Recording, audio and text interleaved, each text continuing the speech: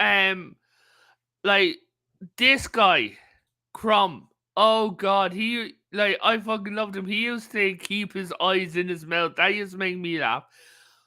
But Ickis was my favorite. Like his scream, like whenever he'd get frustrated or scared, was fucking brilliant. And wasn't he the same person who voiced Buster Bunny on Tiny Toon Adventures? I believe so. Yes. Okay, I figured their voices sounded familiar. Similar. So Phil, what about you? As if we can't guess. I mean, outside of the painfully obvious Ninja Turtles. Yeah. Fun fact about Teenage Mutant Ninja Turtles. Over here, when it first came out, to make it seem less violent, they changed Teenage Mutant Ninja Turtles to Teenage Mutant Hero Turtles. Right? Yeah. Yeah. I've heard about that. I understood why. That and Michael Anslow got a weapon change because nunchucks too violent. But they were okay with keeping the size and the katanas. Wait, what was his weapon then? Okay, he used the grappling hook. is most accustomed to nunchucks.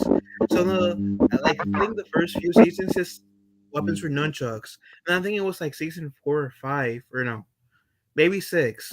Is when his nunchucks got changed to a grappling hook. It was season 6. It was during the vacation episodes, like it was before they did the Red Sky season. But the reason why was at the time in the 90s there were news reports everywhere of kids playing with nunchucks and adults playing with nunchucks and knocking themselves clean the F out. Like it was ridiculous. And so they decided. Be safe, Brad. Oh, I was just talking to Brad. He said no. Oh yeah, but yeah, no. That's the whole point. They didn't want to encourage kids to play with nunchucks anymore, so they gave him a grappling hook for a little while. But then, thank our lucky stars that Gargoyles, Batman the Animated Series, and X-Men kicked it up a notch, because then we got the Red Sky series, and a lot of people might gripe about those, but they at least gave them their weapons back. Yeah. Like on hey there, Cathy. Over on Phil's channel. Hey, Kathy. But yeah, talking about like weapons. Does anyone remember this weird ass show, Cowboys of Moo Mesa? I've heard of it. I never watched it. Oh God, it was the weird. Yeah, I've never seen it. I do know that it exists, if that's what you're asking. So this asteroid came from the sky, right? Hit into a load of cows, and some of them hyper evolved into like humanoids and became ranchers, and they farmed cows and everything like that. Yes, they farmed and ate their own kind. And they lived in a place called Moo Mesa. Right? Now, to get around the safety issue and the censorship issue of the kids and guns, they turned around and all the way... Yeah, exactly, Josh. That show was a what the fuck. One of the guns fired a whip. One of the guns fired sheriff badges. Like, that show was fucking weird as all hell. They had like a fucking cowgirl in it, and everything. Like, it was fucking weird. Hold on, let me pull up a bit about it. In the meantime, does everybody remember that craze where everybody was trying to jump on the TMNT bandwagon? And we got Extreme Dinosaurs, we got Street Sharks, we got... I had all the Street Shark toys. Battletoads almost came out with a pilot episode, but they even came out with, like they were even working on a series. So, yeah, no, violent anthropomorphic animal people were a thing for a while. Yeah, they tend to still be a thing now. Yeah, I swear Ninja Turtles inspired the furries. I swear. Well, it's not just Ninja Turtles. I just listed several others, but what I'm thinking is that Hey, Matty, the difference between fiction and reality is that they just traded nunchucks for dildos. and fursuits. Yeah, but All that being said, oh, okay. Did you find it? find the Cowboys Moo Mesa. Yeah, but go ahead. Oh no, I was just talking while you were looking. Yeah, but while reading Spider-Verse was the glad you're live streaming film and comedy. Thank you. Hey, did you hear about the Butterball turkey recall? No, we don't have that here. Anywho, but yeah, what really inspired the furries was the Cadbury's Caramel Bunny. Okay. Do any of you know who the UK one is?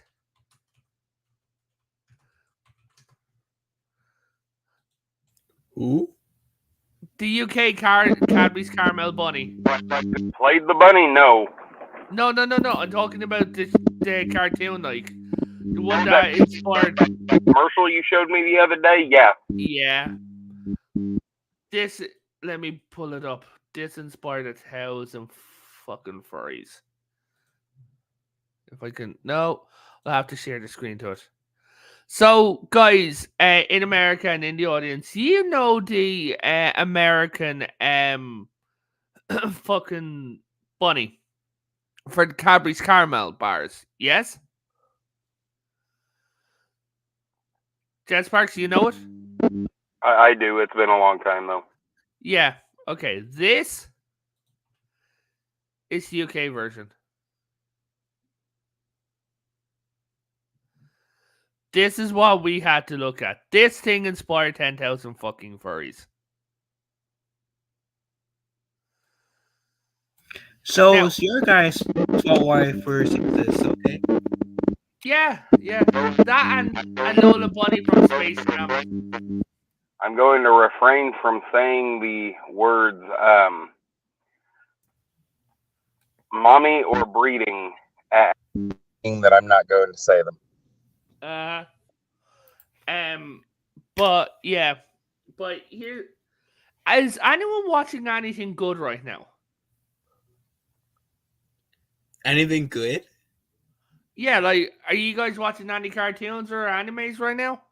So I okay. So the other day, I finally was able to watch the 87 Ninja Turtles so all the way through.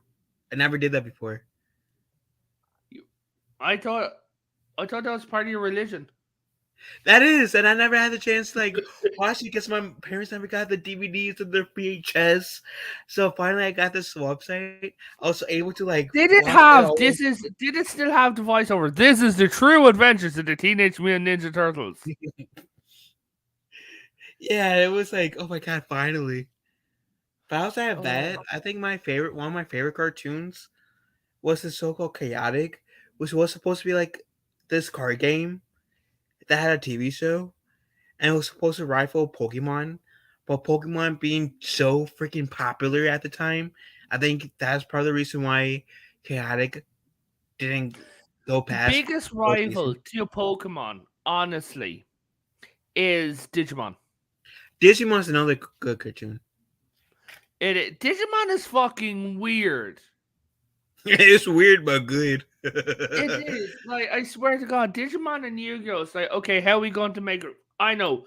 Make the monsters horny. Like, I'm sorry, have you... Anja Woman? Like, fucking... There was a monster in Digimon that they had to censor her fucking breasts. Her breasts were so fucking big that they had to censor her. Hey, somehow we have to get our kinky on, right? I know, right? And each season, like, series of fucking Digimon was in its own fucking separate universe and world, and it's like, please, continuity makes sense. Thank you very much. See, I didn't make it past the original Digimon show. I never watched the other two. Oh God. Okay. No, other two. Isn't there like 2 other Digimon cartoons? No. I know there's at least one. Hold on. There are. Let me pull up. It's a franchise. Okay. Okay. You can clearly tell I've been out of Digimon for years. TV shows. There are Digimon Adventures, Digimon Zero Two, Digimon Tamers, Digimon Frontier, Digimon Digital Squad, Digimon Fusion, Digimon Universe, Digimon Adventures 2020, and Digimon Ghost Games. That has been what? Digimon is still going on. Yeah, there's gonna be a new series coming out.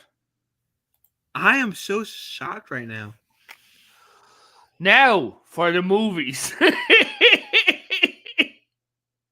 Wow, okay. Digimon Adventure Air Game, Digimon Adventure 2 Part 1, Digimon Hurricane, Digimon Adventures 3D, Digimon the movie. That's right. After 1, 2, 3, 4, the 5th movie was called Digimon the Movie. Really Right? creative, guys. Digimon I the know. movie after the 5th movie. Digimon Adventures 2, Revenge of Dia Boromon, Digimon Tamers, Battle Adventures, Digimon Tamers, Run Away, Raccoon. Like, it goes on. Like, So it's like Sorry. Pokemon. It doesn't have an end in sight. oh, Pokemon's after being rebooted. Yeah, I've heard they finally got rid of Ash. Yeah, that was a mistake. And hey, memes. But Yeah. see, I never got into Pokemon. Like, I tried because my brother was a huge fan of Pokemon growing up. I tried. I could never get into it. Squirtle was my favorite only because I'm a huge fan of the Ninja Turtles. Uh-huh. Yeah, no, Pokemon honestly is one of those shows that if you wanted to get it now, if you wanted to watch the whole thing through, because I know we're all completionists here. Pokemon is daunting. It's the same thing as fucking One Piece. It's over 1,000 episodes. And you don't know what sub-series or side series, or I mean, it's just it tendrils out like a leviathan. Oh, then comes the thing of like, so if you're a canon only type of watcher, right? You can't watch the movies because the movies aren't canon. But then it's like, Well, but then you've got Pokemon Chronicles, which was canon, and it's an entire side series. yeah. Oh yeah. So hold on. Josh says the anime Zoom one, the bucket list of the dead, where the guy and his friends try to do everything that they wanted to do on the bucket list. Things that they wanted to do after the world is taken over by zombies. That sounds fucking cool. Honestly. I thought it was going to be way dirtier. Okay. Yeah.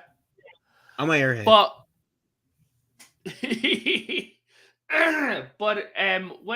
when it comes to Pokemon, it is like daunting because I haven't even seen most of the shows. Like, the Pokemon is all about like Ash going out on an adventure. One of the seasons before Journey, they put Ash into school. That was the whole plot of it. Ash will show up on an island and mysteriously still be 10 years old. What is he now? The Green Arrow? Yeah, like there was one thing where they're like, yes, we hand out Pokedexes to students who are 10 years old, and Ash is like, I'm 10.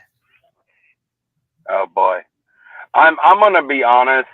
I think his birth certificate just got lost, and he has no idea how old he is. So as long as he still looks like a kid, he's just gonna take full advantage. Right. Could you imagine if Boba was Ash just showing up like he is now, like looking like this, and it's like, hi, I'm 10. I don't got Dude, when I was 10, I didn't pass for 10. I was already growing peach fuzz, and they thought I was like 13.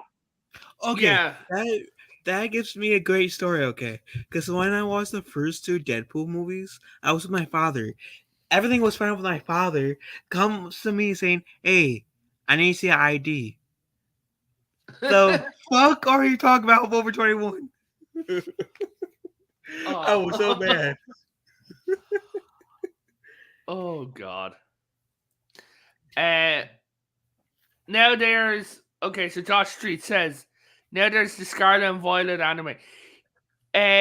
Yeah, like I don't know what the new series is going to be called because they turned around and they're making one with a new protagonist, like following someone else and following the new.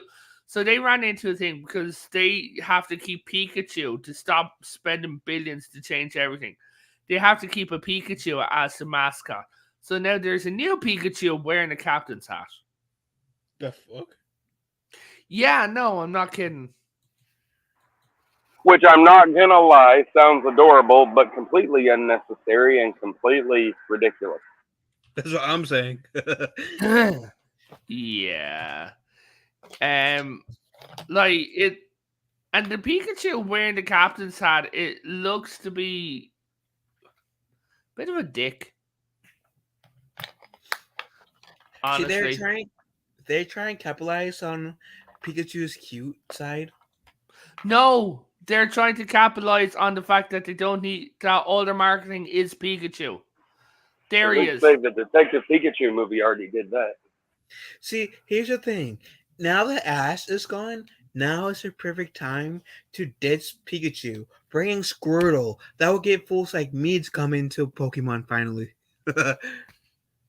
No, that is not a meme, Jet Sparks. Wait, you can hear Jet Sparks? Huh? Sorry, Josh. No, Josh Street. That is not a meme that they were doing in Pokemon. That is an actual show, Pokemon Horizons. I was going to say, if you could hear Jet Sparks and that, you have superpowers, my friend. That are I do have superpowers. Oh my god! What? Wait, what? Yeah, it's Yeah, he's got these powers that if you leave him in the cabinet too long, he sprouts off entire like plants. Did I send you that meme? It's like where with the potato. It's like, where the fuck is the sun, Karen? Yeah, Yeah, but I potato jokes crack me up. I know. They feel personal to me, but yeah. So, Which is why they crack me up. Yeah, the show that right now that I'm watching, cartoon wise, that I need to get all of you into. Now, I tried with Jet Sparks, but he said it wasn't for him. Hell of a Boss. That show is the shit. It's set in hell. It's about an imp crew going around and fucking around on Earth. They're going around, they do killings and everything, but there's an overarching like weird ass love story going on, and there's this absolutely dysfunctional like prince called Stolas. Excuse me. Like, no, man, you're okay. Better out than in, as I always say. So Stolas is the prince of his Ring of Hell. Now, there's also the demons from the Ars Goetia, 7 rings, 7 of them. Now, this is going to lead into the Hazbin Hotel show, which is coming out on Prime in January, which we're all really looking forward to. Now, the Hazbin Hotel is about this girl. She's the daughter of Satan, who's trying to get all the demons in hell to go to heaven, right? She's trying to reform them. Now, the reason why she's trying to reform them is it turns out that with all the souls that Charlie Morningstar has set up with this radio demon called Alistair, that it turns out that every year a bunch of angels from heaven come down and kill everyone. They call all the souls. So she's trying to stop this by having them reformed, having them go to heaven and everything like that. Right? So that's what she's doing. Now, her father is Satan. And her message. Okay, Jet Sparks, that's fine, man. Yeah, sorry about that, guys. No worries, it's very late this week. Yeah. Okay, later, buddy. All right, see ya. Bye. Bye. But If you guys haven't heard, go sub to Jet Sparks. He's awesome. Oh yeah, go check out Jet Sparks. We'll chill him out at the end of the show, like. Out. But so she's trying to reform everyone, and Alistair, the radio demon, is basically there for his own ends. Now that show's coming out on Prime. Now, Hell of a Boss is like, so they recently had episodes. It's on season 2 right now. Like, the shows are all on YouTube. Go check them out. But they have like Moxie and Millie. Like, they're like Moxie and Millie are a married couple. They're my favorites. Like, I absolutely love Millie. She's hilarious. Luna, she hasn't been much in season 2, but in like she's the adopted daughter of Blitz, not Blitzo. The O is silent. So she's his adopted daughter. They fuck around on her. Now the hilarious thing is they're meant to have costumes, right? Humanoid costumes to keep them disguised, but they don't. So yeah, so they like there's each episode comes out every month. Like, there's a new guy after showing up in a striker who's again paid by Stolas's ex-wife because she's divorcing him because he's been fucking Blitz, and that striker it has a feather from an angel, well, an angel imbued like knives that can kill royals. So that's what he's doing. And yeah, it's absolutely fucking fantastic. I would go and check it out. Like 10 out of 10, highly fucking recommend it. Now there's an anime that I also introduced to Bubba, Oshinoko. From what we saw, Bubba, what did you think of it? So far, I've absolutely loved it. I normally don't go for that sort of thing, you know, but I like it a lot. You think it's going to be a weird, cutesy anime, but it's fucking dark when you watch it, isn't it? Well, it's not just about the dark. Like, I am a you'll see, like, when I start going off on my rants, you know, about my cartoons. On it now. When we finish. Oh, okay. Okay. Well, I'll finish Oshinoko real quick. Like my take on it. Normally, I'm a like I'm a hero standing down the villain kind of guy. You know, I like the I like hero worship shows, but like the Japanese call it shonen, but I'm definitely a good guy versus bad guy. You know, hell, even bad guy versus bad guy, or that kind of thing. But I tend to lean more towards action, and so this not that I'm against a good detective show, and that's basically more or less what Oshinoko has become, as a supernatural detective show. And so once you get past that, and the first episode is great, like the first like it's basically a movie.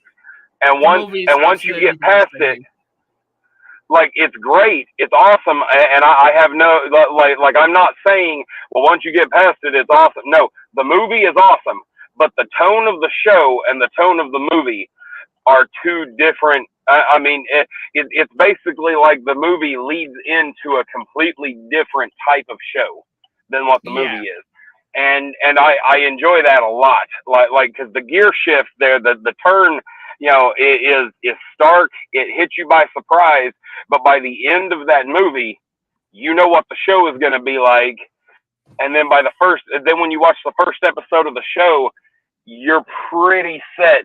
Like your course is pretty set. You know what to expect. You don't know what to expect is in it. It's not overly predictable, but you know what kind of tone you're going to get. And so, I would definitely that one there. I would give it a 9 out of 10. I would give it more if I'd seen more of it, probably. But in the meantime, I've seen the movie and I've seen, I think, the first 2 episodes. They're great. Yeah. And I would recommend it to anybody that likes supernatural and detective shit. Yeah. So essentially, as well, for the non-supernatural side, is the show is really showing the dark side of the idol industry in Japan, and it is not holding back. It is showing all the dark side, like the fact, like how little the singers get paid, how like creepy the people are who were there.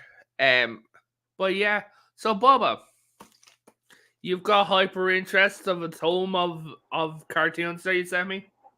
Yeah, and the worst part is more people talk. I forgot to put Code Lyoko on there, for instance. Thank you, Jeff Sparks.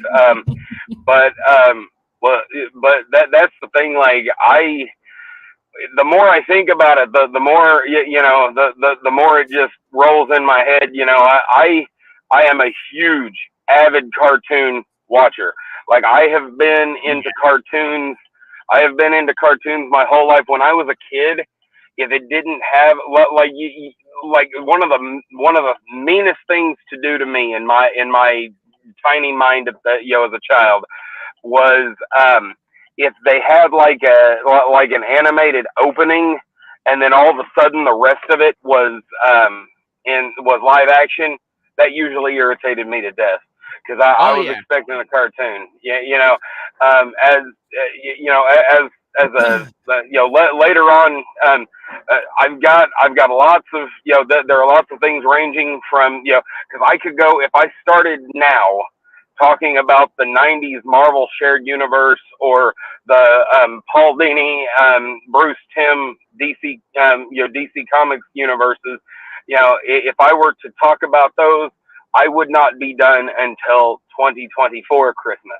However, what I'm going to do is talk a little bit about some obscure shows that nobody remembers exist. So everybody's heard of Earthworm Jim, so they know who Doug TenNapel is. Even if they don't know his name, they know Doug TenNapel, the creator of Earthworm Jim. He also created a show called Project Geeker or GKR. That show only got 1 season, but it's got most of the voice cast that would later on end up in Futurama. And the show is almost like a test run for Futurama. It's just kid friendly, but 90s kid friendly. Like nowadays, people show that to their kids and freak out. But anyway, so Project GKR is this this weird, ridiculous, all powerful, and he's very, very insanely powerful, but it's like having he's got the mind of a complete and utter nincompoop. He does not know anything about life. Every day's a learning experience. He's constantly, you have to tell him not to put his head in a paper bag or a plastic sack.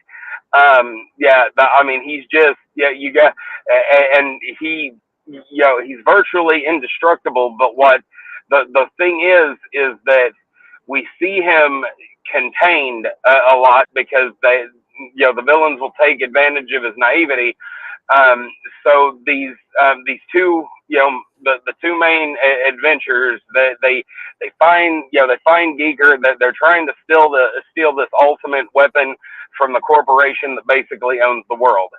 They end up freeing him, and then he's their problem.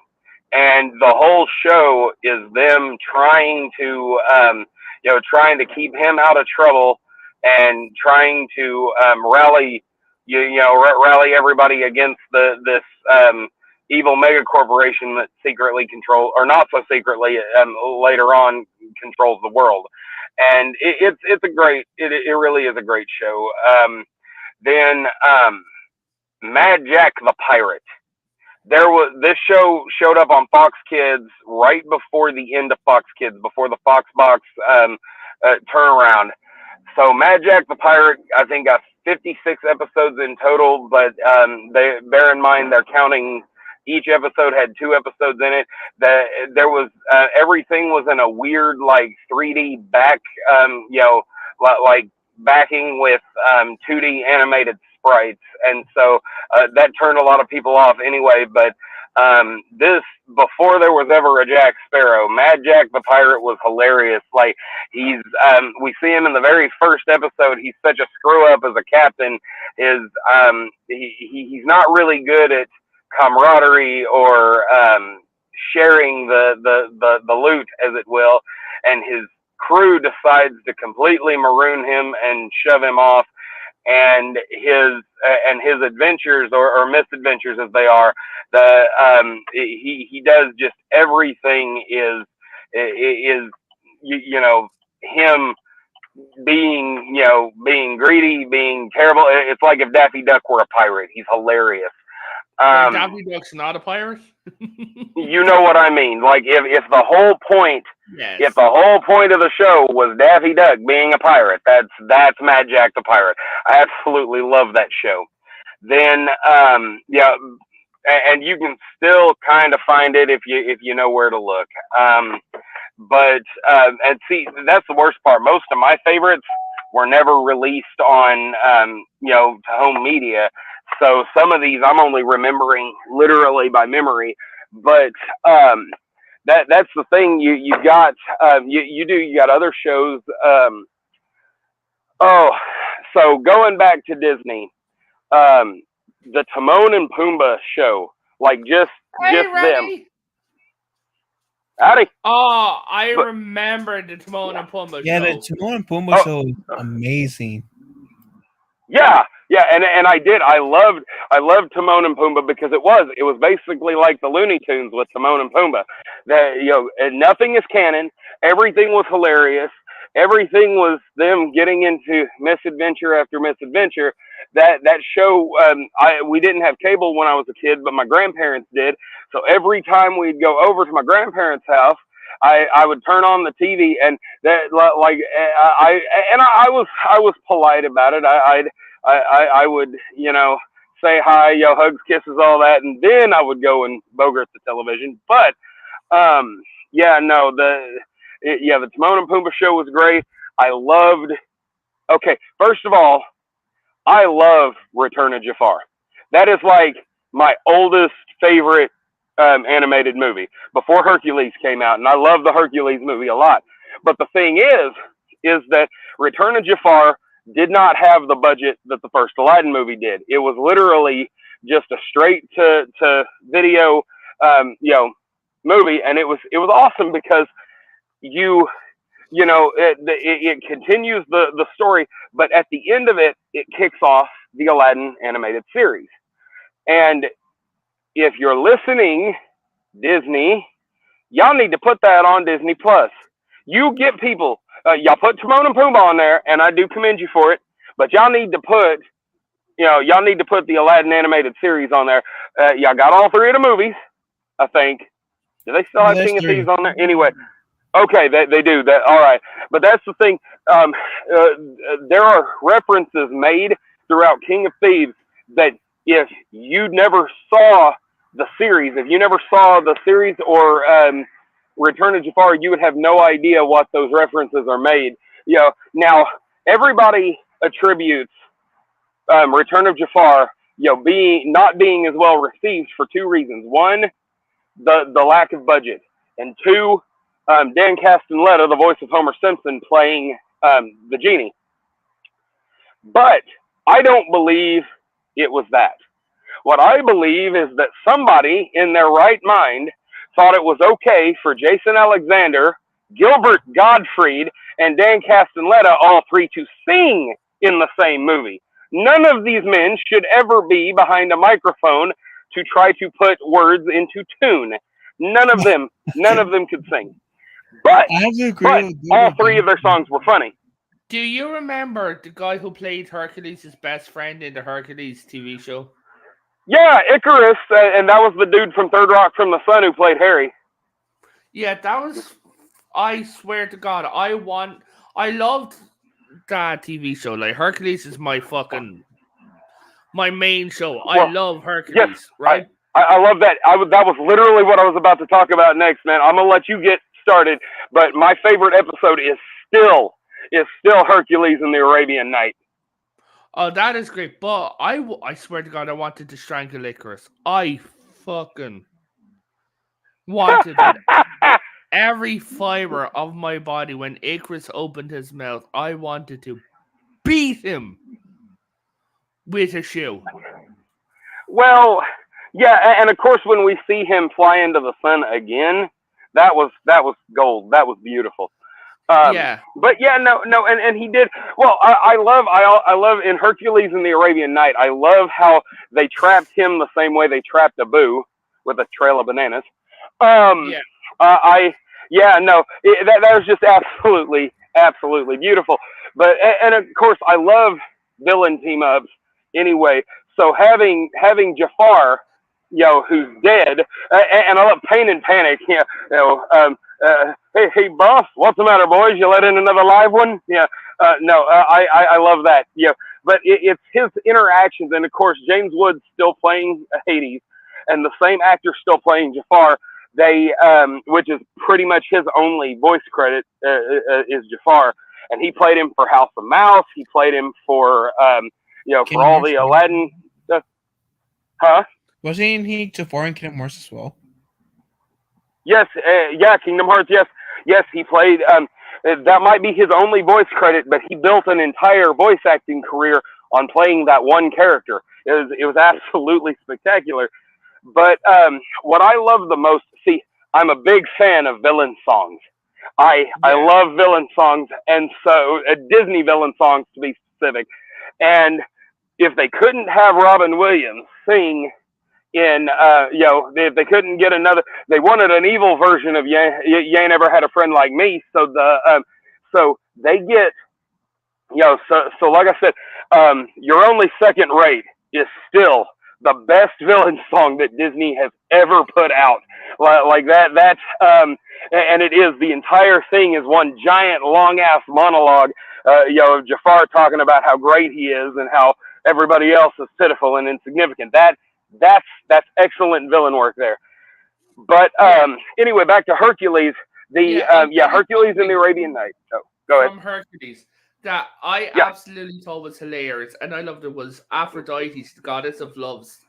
The fact she had her own team tune, it was like Aphrodite. Yeah, come up out of the seashell.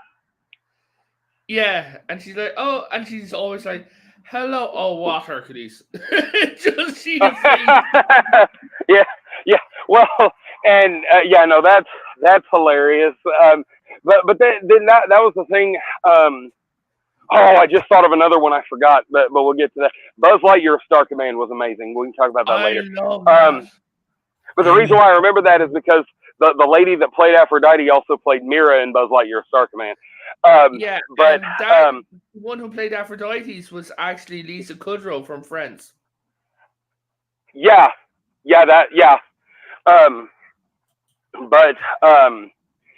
was that. But anyway, my other favorite episode of Hercules the animated series is Hercules and the Twilight of the Gods. Hercules jumps the gun when Loki shows up, played by Vince Vaughn, no less. Loki shows up to tell, they're looking for a god of thunder, and it's prophesied to be Thor, but Hercules gets impatient waiting on becoming a god, so he decides to prove to his father he can do it, and him and Phil go to the Norse pantheon, and Odin is played by Garrison Keillor. And that, like I said, that whole episode is just absolutely astounding. Then of course I'm finding out that the Norns are the three fates, and that they just kind of do a pantheonic timeshare, like they go to every region, you know, to do their, you know, future telling thing. Yeah. No, it's great. Now, am I thinking of the movie? Because I remember in the TV show that something happened with the gods and Zeus got locked up in like Amber or something like that. In which one? In the Hercules Hercules. movie. Oh, in the What? movie? Oh, yeah. No, he was being imprisoned the same way that the Titans had been imprisoned. Yeah, no, I remember him in the TV show, he got imprisoned in Amber. Oh yeah, there are several times Zeus. Hercules saves Zeus like 8 times in that series. Zeus wasn't a really good god when you think of it in that show. It's like, well, he wasn't a good god in general. Right. Well, but they Disneyfied him. Like, I know what you mean. Like hell, like him becoming a human named Zach. Anyway, him becoming a human and giving up his powers when he knows that you know, when he knows that Hades is you know, trying to vie for his throne. That was spectacular. But yeah, no, I yeah, you're right. They really did. There were a lot of issues there. Yeah, You James Wood. Go ahead. Oh no, you go ahead. You go ahead. Because it was James kind of Wood. off topic. James Wood was the best. Well, we run on tangents on this show. It's what. Oh fuels yeah, us. yeah. No, it's time for a new tangent anyway. No, I was going to say that because this is kind of covering at Cartoon Network. So back when I was a kid, I thought adultery was a crime against, like, a crime of being an adult because of Codename Kids Next Door. Oh my god. That's awesome, man. Oh, dude. So Oh. let me ask you a question. Were you brought up religious then? Nope. No, because Yeah, that would be why. Yeah, no. Why I'd ask that is if you were, when they were talking about the adultery in church, that would have really confused you. He really would have. It's like you can't. It's like, and then God does not like adultery, and Lil Phil's like, but wait, why? Hey, man. That's literally one of the 10 commandments. That's literally one of the 10 commandments. Thou shalt not commit adultery. Yeah, see, don't be. What's up, Matt? Hello, Good to Matt. see you, man. But yeah, it's. I'll tell you something. Like,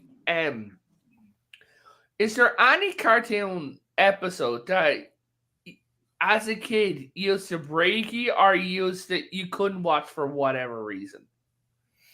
They used to break me. Yeah. Yeah, like make you so sad, make you cry, that kind of thing. Okay. It wasn't like yeah. a show, but it kind of considers a cartoon. But like, I always had to like skip the like Mufasa's death in the Lion King movie. I know that's not a show, but like that was like the only time in I'm talking anything like animated related that made me cry as a kid. Yeah. Tonight we're talking more cartoons. This is pretty much a part one. So yeah, we're talking cartoons and anime. More mecha anime talk is good. It's always good. Yeah, the anime like nerds for the channel couldn't be here tonight. So next time he's on, we'll definitely talk mecha anime. But I'll tell you something now, and you're all going to agree with me. The episode of fucking Batman's Animated Adventures that always broke me and still does to this day, Ace. Oh, Ace was something else, but that was from Justice League. Like it's still in that universe, but that was the Justice League Joker's Wild episode. That was that big season finale. Yeah. Also, a Game of Thrones and Jurassic Park from Futurama. Just a second. As a kid, like for a while, I couldn't like. There was this one episode in the Static Shock show where they dealt with like talking about guns. But that was like shortly after like one of my friends unfortunately got killed by one. So like for a while I couldn't watch that episode because like always got me teary eyed because of my friend. I'll tell you one that still to this day gets me teary eyed. It got me teary eyed back then because it was a big deal. It got me teary eyed today, like not today, but like as an adult because I never knew that it was a tribute episode. But in Superman the Animated Series, there is an episode. It's a two-parter where Superman is captured by Darkseid. And the entire episode is the police detective Dan Turpin. He is the whole episode is him rallying the humans, to go free Superman, to go save Superman, and they risk life and limb. That it is so incredible. But at the end of it, they free Superman. They rally. They're able to drive back the forces. Is that the birthday present where Superman gets the perfect world? No. That's from Justice League. This is from that's for the Man Who Has Everything. This one took place back in the 90s, and there's a reason for it. And I'll let you know here in a second. But the reason for the episode, the reason for the episode is at the end of it. So Superman, they rally everybody together. They're able to beat back the forces of Apocalypse with Superman's help long enough for Orion from New Genesis to show up and declare the Earth as an extension, as an outpost for New Genesis, meaning that by attacking Earth, it would be breaking the treaty. Darkseid, and of course Michael Ironside as Darkseid was always amazing, but Darkseid informs him that due to the conquest, already being in progress, that he will leave the Earth alone, but he is entitled to a trophy. He uses his Omega beams and incinerates. Now we find out later he wasn't incinerated, but that at the time we don't know that the Omega beams do anything except destroy him. He tells them he's entitled to keep a trophy, and he destroys, like incinerates Dan Turpin. And at the end of it, they're showing a funeral, and if you look through the people of the funeral, there are drawn depictions of everybody from Stan Lee to other comic book characters from both Marvel and DC. You see people crying, and but there was one very notable absence. And then Superman, when the funeral's over and everybody leaves, Superman, I'm getting choked up talking about it right now. Superman looks at he thanks Dan one last time. He's talking to the grave. He says, at the end of the day, the world didn't need a Superman. The world only needed a brave one. And then it fades to black, and it was the tribute episode to the after the death of Jack Kirby. Ah, fuck. I'm getting emotional thinking about it now. But like I said, it was great. I remember from the Justice League, and then we'll wrap up on this. I remember on the Justice League that when they were fighting Darkseid, the Flash, Brainiac, right? Yeah. Flash realized he was the only one who could defeat him by running around the planet and doing a super punch on him, right? Yep. But the thing is, go ahead. I was gonna say, here's my thing with Justice League. I didn't mind Superman getting killed, but that was way too soon to have the death of Superman arc take place. Well, we're talking about the animated series from 2000. Yeah. Oh, my bad. I'll go on my little manhole. Which they also did a great death and return of Superman tribute. Yeah. Oh, we'll talk about that in part 2. But he turned around, and the Flash, the line that I fucking loved from him, right, was he was standing there after he defeated Brainiac, and he fell to the ground because he started fading away, but came back when they slowed him down. Yeah, he was about to fade into the Speed Force. Yeah, but he said, I was almost gone, wasn't I? And it's he said, I could feel myself everywhere. I was scared, but I'm back now. How long was I gone? Like they implied, was he dead for a second? Yes. It's like when a Jedi goes into the Force. Like when a speedster melds into the Speed Force, they become a part of the Speed Force. They're not really. It's as if they're experiencing life and death all together, all at once, and then their consciousness just disappears and becomes part of the void. So as we head back into the void, we're going to start shielding ourselves. Phil, would you like to shield yourself? Sure. Phil Timothy everywhere except for Twitter, because Twitter hates me. On Twitter, Yeah. it's Skyr Knight. I also have a Kid Marcelo, Phil the Keyblade Master. Go check them out. Phil has multiple personalities. I got for those on- multiple personalities. And since know. Chet ain't here to shout himself out, subscribe to Chet on Instagram, YouTube, Twitter. Yes, Jet Sparks is a great guy. Talking about great guys, Bubba, you want to shield yourself? Yeah. I don't know where this great guy you're talking about is, but I'm here. No, anyway, all jokes aside, you can find me on Twitter or X or whatever it wants to call itself. I'm Geek Hero Bubba, and if you want to see me get into arguments with people that are far too left leaning for their own good, that's what I do over there. I also do a lot of geeking out, kind of like we did today. There's I strongly suggest you guys come back for part 2. There should be more of us, and we will definitely most likely get into some arguments about some cartoons. That there's just so much to cover. Hopefully we'll get into an anime debate. That'll be fucking fun. Oh, So, yeah. Yeah. I'm going to wrap this up. I'm going to thank everyone for joining us. Those on my channel, go and subscribe to Phil. Those on Phil's channels, please come over and subscribe to me. I need the loves. So everyone have a lovely and a fantastic night. Everyone have a fantastic weekend. Remember, stay nerdy and God bless.